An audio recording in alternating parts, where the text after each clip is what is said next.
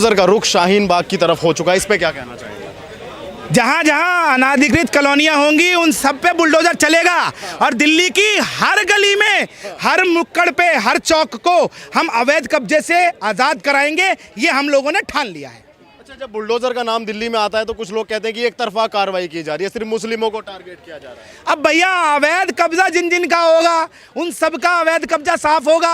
अब अगर उसके अंदर मुसलमान है तो भाई हमारी गलती थोड़ी है। हमने थोड़ी कहा है कि रोड पे बैठ जाओ, कब्जा कर लो, वहां पर कूड़ा इकट्ठा कर लो, वहां पर कटघर चलाओ, वहां पर किस प्रकार से बम और गोला इकट्ठा कर लो, तलवारें इकट्ठे कर लो, हमने तो नहीं कहा ना भैया जी। अच्छा सर, ये सवाल उठता है कि रोहिंग्या और बांग्लादेशी है वहाँ, जब हम मुस्लिमों से बात करते हैं वो कहते हैं कि यहाँ पे एक भी रोहिंग्या नहीं है, एक भी बांग्लादेशी नहीं है। चोर कहेगा कि मैं चोर हूं? हाँ, नहीं कहेगा। तो फिर आप मुझे बताइए, ये आम आदमी पार्टी के प्रवक्ता, वहां पर नेता उनके झूठे आधार कार्ड बनवाते हैं, उनके झूठे पैन कार्ड बनवाते हैं, राशन कार्ड बनवा देते हैं। आप वैसे राशन कार्ड बनवाने जाओ, राशन कार्ड नहीं बनेगा, लेकिन उनका जरूर मिल जाएगा, उनका एक एक कागज पूरा होगा। मेरा आज भी पासपोर्ट नहीं बन पा रहा, क्यों नहीं बन पा रहा? मेरा पैन कार्ड नहीं मिल रहा। तो भैया मेरे पास तो कागज है लेकिन मैं ढूंढता फिर रहा हूं, लेकिन उनके पास सारे मिलेंगे क्योंकि वो फर्जी हैं। उनको जानबूझकर कागज दिए जाते हैं कि आप रहो और रखो। 20-20 हज़ार रुपए की ग्रांट दी जाती है, राशन के कूपन दिए जाते हैं, उनको बसाया जाता है। किस लिए?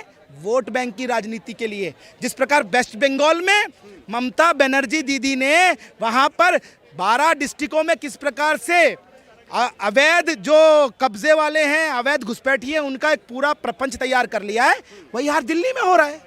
आम आदमी का कल बुलडोजर के खिलाफ में प्रदर्शन था दिल्ली के अंदर। अब देखिए ना, यही तो मैं कहना चाहता हूं। आप सोचिए कि ये लोग केवल और केवल गुंडे, मवालियों, देशद्रोहियों का समर्थन करते हैं। आपको याद दिलाना चाहता हूं, कन्हैया कुमार जिसने नारा लगाया था, क्या लगाया था? भारत तेरे टुकड़े होंगे चार, इंशाअल्लाह इंशाअल्लाह, जंग रहेगी जारी भारत की बर्बादी तक। उसकी जो फाइल थी दिल्ली पुलिस ने तैयार करके भेज दी थी, लेकिन कौन लेके बैठा रहा? मुख्यमंत्री अरविंद केजरीवाल। कितने साल तक? 3 साल तक। तो यही हाल, यही दर्द है भैया। चोर की मां को तो दर्द होगा जब चोर को चोट लगेगी। अच्छा सर, अतिक्रमण ये क्यों किया जाता है, क्या सोचते हैं, इसके पीछे का क्या तर्क होता है इन लोगों का? अब देखिए ना, अतिक्रमण इसलिए किया जाता है कि आओ, कब्जा करो, अपनी चलाओ, चोरी करो, चकारी करो, गुंडई करो और माफिया चलाओ, सट्टे चलाओ, शराब बेचो और वोट किसको दो? आम आदमी पार्टी को। तो आम आदमी पार्टी का वोट बैंक है, यही कारण है कि वो लोग उसको बचा रहे हैं। अच्छा, बुलडोजर की जब बात आती है, कुछ लोग कहते हैं कि दिल्ली में चुनाव है इसलिए बुलडोजर का इस्तेमाल किया जा रहा है। अभी भी बुलडोजर चल रहा है। दिल्ली में कहाँ चुनाव है? चुनाव तो बहुत आगे निकल गया, जनगणना होगी उसके बाद चुनाव होगा, अभी तो कोई चुनाव नहीं है। तो ये तो कहना बेमानी है। और उत्तर प्रदेश में तो लगातार बुलडोजर चलता रहा, चुनाव के बाद भी बुलडोजर चल रहा है। हमने बंद कर दिया क्या? हमारे बुलडोजर का टैंक फुल है और गियर टाइट है, और हमारा जो ड्राइवर है वो योगी आदित्यनाथ है, गाय वाला, वो छोड़ने वाला नहीं है किसी को जी। अरविंद केजरीवाल की पार्टी के जो नेता हैं संजय सिंह, वो कहते हैं कि ये बुलडोजर बीजेपी का ऑफिस पे चलना चाहिए, ये बुलडोजर अमित शाह के घर पे चलना चाहिए।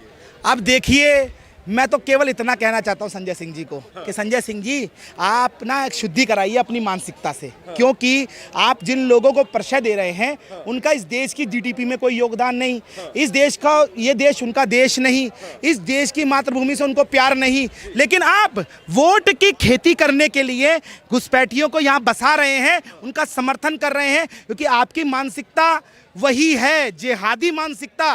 भारत तेरे टुकड़े होंगे चार कहने वालों को आप बचाते हैं। साथ ही साथ जब सेना सर्जिकल स्ट्राइक करती है तो सेना के शौर्य पे प्रश्न उठाते हैं। तो आप लोगों से तो यही अपेक्षा की जा सकती है कि आप चोरों को बचाएंगे। बुलडोजर पे अरविंद केजरीवाल क्यों नहीं बोलते? देखिए, अरविंद केजरीवाल इसलिए नहीं बोलते, उनका वोट बैंक है। बुलडोजर के जो बुलडोजर उड़ा रहे हैं, अवैध घुसपैठिए हैं, जो इनलीगल इंक्रोचमेंट करते हैं, जो माफिया चलाते हैं, वो उनका वोट बैंक है।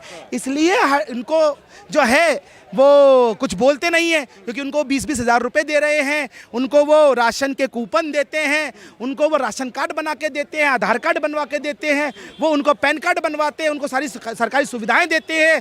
यही कारण है कि वो कुछ नहीं बोल रहे हैं। अच्छा सर, मेरा एक स्पष्टीकरण दर्शकों को देना मैं ये चाहता हूँ आपसे कि कुछ लोग ये कहते हैं, जब बुलडोज़र की बारी आती है, कुछ लोग कहते हैं कि ये बुलडोज़र आम मुस्लिम पे भी चलेगा। क्या ये आम मुस्लिम पे भी चलेगा जो भारत का नागरिक है? देखिए, भारतीय जनता पार्टी की प्रदेश की सरकार, चाहे उत्तर प्रदेश ले लीजिए, चाहे वो दिल्ली के नगर निगम की सरकार हो, चाहे वो केंद्र की सरकार हो, भारतीय जनता पार्टी की सरकार का एक ही टारगेट है, सबका साथ, सबका विकास, सबका विश्वास और सबका प्रयास। आप इसको देख लीजिए, चाहे उत्तर प्रदेश में आपने देखा होगा, कभी धर्म पूछकर किसी को सुकन्या का फॉर्म नहीं भरा गया, किसी को प्रधानमंत्री मुख्यमंत्री आवास योजना के अंदर लाभार्थी नहीं बना गया, किसी को भी जो उज्ज्वला योजना का सिलेंडर है वो धर्म पूछ के नहीं दिया गया, बाथरूम बनवाना था आप लोगों को, शौचालय बनवाने के लिए जो पैसा दिया गया वो पूछ के नहीं दिया गया। तो भाई बुलडोजर धर्म देख के कैसे चलेगा? आप मुझे बता दीजिए। वहां पर अपराधियों पे भी बुलडोजर चला है, बीसीओ पे बुलडोजर चला है, वहां पर लोनी के अंदर जो बीसी था भाटी, उसके घर पे भी चला है, अंसारी के घर पे भी चला है। तो धर्म के विशेष का कोई मामला नहीं है। अपराधियों के खिलाफ ये बुलडोजर है और वो चलेगा क्योंकि टैंक फुल है। एक सवाल हो रहा है सर, मेरा ये लास्ट है। जब हम कल वहाँ ऑफ कैमरा कुछ लोगों से बात कर रहे थे, तो कुछ मुस्लिम लोग थे, वो कह रहे थे कि अगर बुलडोजर यहाँ पे आया तो बुलडोजर को तोड़ देंगे हम। इस पे क्या कहेंगे? उनकी जो है ना, ये गलत फहमी है। ये अगर गलती किए तो उनको भुगतना पड़ेगा। क्या भुगतना पड़ेगा?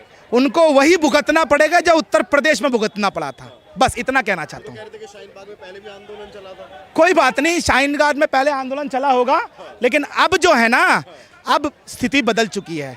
इंतजार कीजिए, जवाब मिलेगा। यहाँ जो बहस होती है उसमें लोग बोलते हैं कि हिंदू मुसलमान दुनिया में हो रहा है, तो इसका समाधान क्या है? इसका समाधान ये है कि देखो, जिस समय हिंदुस्तान आज़ाद हुआ उस समय 7 देश मुस्लिम थे, आज दुनिया में 55 देश मुस्लिम हो गए।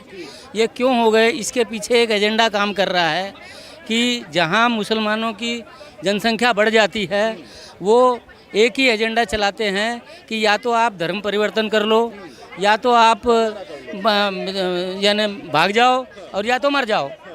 तो इसी एजेंडे के आधार पर दुनिया में 55 देश मुसलमान हो गए। अब यही एजेंडा भारत में भी चालू हो गया। कश्मीर जिसका सबसे बड़ा उदाहरण है, जहाँ से हिंदुओं को पलायन करना पड़ा।